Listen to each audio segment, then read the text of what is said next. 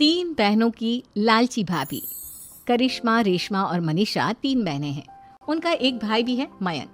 मयंक अपनी बहनों को बहुत प्यार करता है, लेकिन मयंक की पत्नी सविता इस मामले में मयंक से बिल्कुल ही अलग है। वो अपनी ननदों का जितना बुरा कर सकती है उतना बुरा करती ही रहती है और अपनी ननदों पर हुक्म भी चलाती है। करिश्मा, करिश्मा, तुमने अभी तक नाश्ता नहीं बनाया? तुम्हारे भैया को ऑफिस जाने में देर हो रही है। हाँ भाभी, बस अभी बनाती हूँ। करिश्मा, तुम ये ढीलापन छोड़ दो। कल को पराये घर जाना है। वहाँ अगर तुम इस तरह से काम करोगी तो लोग क्या कहेंगे कि माँ ने और भाभी ने कुछ सिखाया नहीं। और तुम्हारी दोनों बहनें कहाँ हैं? अब रेशमा मार्केट गई है और मनीषा सो रही है। क्या? सुबह के 8 बज रहे हैं और ये महारानी अभी भी सो रही है?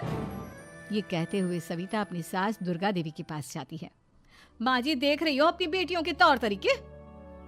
क्या हुआ बहू, सुबह सुबह क्या कर दिया मेरी बेटियों ने? अरे एक तो अभी अभी उठकर किचन में गई है, दूसरी सुबह सुबह बाहर चली गई और तीसरी अभी तक सो रही है। क्या करूं मैं इन तीनों का? मैं तो परेशान हो गई हूँ। जा जाकर उठा उससे और रेशमा से मैं बात करती हूँ। सविता सीधा मनीषा के कमरे में जाती है और उससे कहती है, महारानी जल्दी उठो, सूरज सर पर आ गया है। भाभी थोड़ी देर और सोने दो ना, मैं रात को लेट सोई थी। वो क्या ना यूनिट टेस्ट चल रहे हैं। शराफत से उठती है या नहीं, या फिर पानी की भरी बाल्टी डालूं तेरे ऊपर? नहीं भाभी, मुझे बिस्तर में नहीं नहाना, उठती हूँ मैं। मनीषा जल्दी से उठकर बाथरूम में चली जाती है। सभी आराम से बैठकर नाश्ता कर रहे होते कि तभी रेशमा बाजार से हाथ में सामान लिए आ जाती है। रेशमा को देखते ही सविता उस पर बरस पड़ती है। लो, आ गई महारानी। ऐसा भी क्या सामान लाना था जो सुबह आंख मलते ही बाजार की तरफ रवाना हो गई? भाभी, कल आप ही तो चीख रही थी कि घर का सारा सामान मुझे ही लाना पड़ता है, घर में किसी को भी किसी काम से कोई लेना देना नहीं है। अब मैं बाजार जाकर सामान ले आई तो आपको इस बात से भी तकलीफ हो रही है? देख रही हो माँ जी, अपनी बेटी की जुबान कैंची से भी तेज चलती है। और मयंक, आप तो कुछ कहेंगे नहीं अपनी लाडली बहन को? रेशमा, अपनी भाभी से ऐसे बात नहीं करते। चलो माफी मांगो। भैया, मैं क्यों माफी मांगू?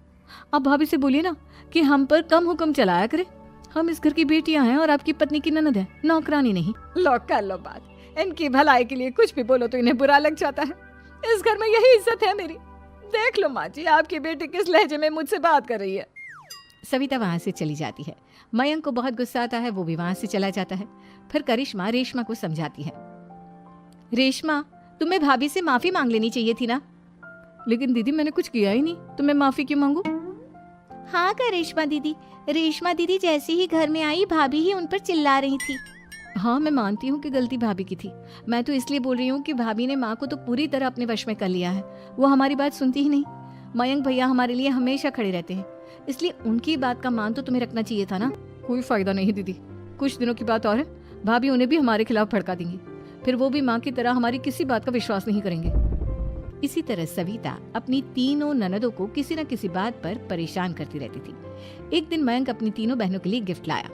करिश्मा, ये तुम्हारे लिए हार का सेट। रेशमा, तुम्हारे लिए सुंदर सी ड्रेस। और मनीषा, तुम्हें किताबें पसंद है ना, तुम्हारे लिए किताबें लाया हूँ। थैंक यू भैया। थैंक यू भैया। थैंक यू भैया। करिश्मा, तुम्हारा नेकलेस कितना सुंदर है। ये भैया कहाँ से ले आए होंगे? मैंने भैया को 3 दिन पहले फोन पर ये डिजाइन दिखाया था और आज भैया ये ले आए। सविता तो अपनी ननदों के गिफ्ट्स देखकर जल गई और करिश्मा का नेकलेस तो उसे भी बहुत पसंद आया था। अपनी बहनों के लिए कितना अच्छा नेकलेस लेकर आए हैं, मुझे कभी कोई गिफ्ट नहीं दिया। मैं आज ही ये हार चुरा लूंगी। रात में सविता करिश्मा का हार चुरा लेती है और इसी तरह उसे अपनी ननदों की जो भी चीज अच्छी लगती वो उसे मांगती नहीं, बल्कि रात के अंधेरे में चुरा लेती।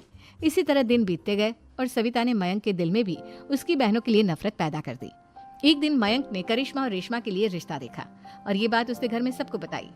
माँ, करिश्मा और रेशमा के लिए बहुत अच्छा रिश्ता आया है। वो लोग कल इन्हें देखने आ रहे हैं। आप और सविता मिलकर सारी तैयारी कर लेना। ये सुनकर करिश्मा और रेशमा खुश हो जाती हैं, लेकिन सविता सोचती है, अगर इन दोनों बहनों की शादी हो गई तो घर और बाहर का काम कौन करेगा? मनीषा तो 1 नंबर की कामचोर है, उससे तो किसी बात की उम्मीद लगाना ही बेकार है। मुझे इस शादी को रोकना होगा। अगले दिन सभी लड़के वालों के स्वागत की तैयारी करने में लगे होते हैं। तभी मयंक अपनी बहनों से आकर कहता है, तैयार हो गई तुम दोनों? देखो, दोनों लड़के बहुत अच्छे हैं, मैं कोई कसर नहीं छोड़ना चाहता, इसलिए तुम उनके सामने अच्छे से बिहेव करना और अपनी भाभी से लड़ने मत लग जाना। करिश्मा, तुम वो नेकलेस पहन लो ना जो मैं तुम्हारे लिए लाया था। भैया मैं बहुत देर से वो नेकलेस ढूंढ रही हूँ लेकिन मुझे मिल ही नहीं रहा। क्या तुमने नेकलेस खो दिया? तुम्हें पता भी है वो कितना महंगा था? तुम कोई काम ढंग से नहीं कर सकती। मयंक गुस्से में वहां से चला जाता है। थोड़ी देर बाद लड़के वाले भी आ जाते हैं। वो दोनों बहनों को पसंद कर लेते हैं और रिश्ता पक्का हो जाता है।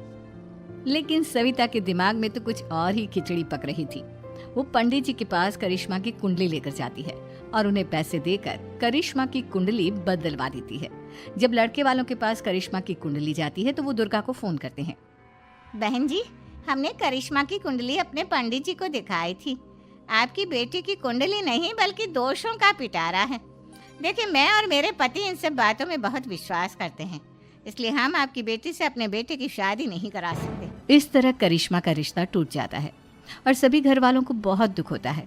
अब कविता सोचती है, चलो करिश्मा का तो रिश्ता टूट गया, अब रेशमा का भी रिश्ता तोड़ना है। क्या करूं? अब सविता आवाज बदलकर किसी अननोन नंबर से रेशमा के होने वाले ससुराल में फोन करती है। हेलो, मैं कौन हूँ कौन नहीं ये आपके लिए जानना जरूरी नहीं। बस इतना सुन लो कि रेशमा का 2 साल से किसी के साथ अफेयर चल रहा है। बस रेशमा का रिश्ता तोड़वाने के लिए सविता का इतना कहना काफी था। अब रेशमा का भी रिश्ता टूट गया। मयंक और दुर्गा देवी ने रेशमा को खूब खरी खोटी सुनाई और उससे बार बार उस लड़के के बारे में पूछने लगी। आप दोनों मुझे क्यों परेशान कर रहे हो? अरे कोई लड़का होगा मेरी लाइफ में तो मैं बताऊंगी ना। जब कोई है ही नहीं तो कहाँ से लाऊं मैं कोई लड़का? तो तेरे होने वाले ससुराल वालों को फोन किसने किया था? माँ मैं नहीं जानती किसने फोन किया था, मैं सच कह रही हूँ। मैं तो पहले ही कह रही थी इसकी लगाम खींच कर रखो, लेकिन मेरी सुनता ही कौन है। आप चुप रहिए भाभी, ये सब आपका ही किया धरा है।